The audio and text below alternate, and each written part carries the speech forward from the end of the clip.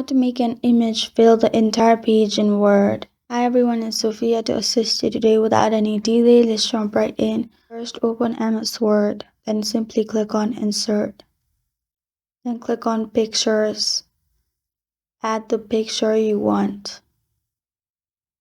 Simply drag image to shape you want. As you want to fill the entire page, simply drag it right and left till you fill almost all the space you want. After it's not dragging up or down, as you can see it is not dragging up or down, simply click on Insert or Layout. Then click on Custom Margins.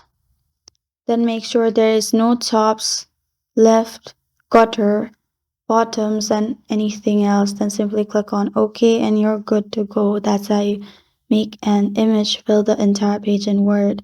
Thank you for joining me today. If this video helped you out, please leave a like and subscribe for more.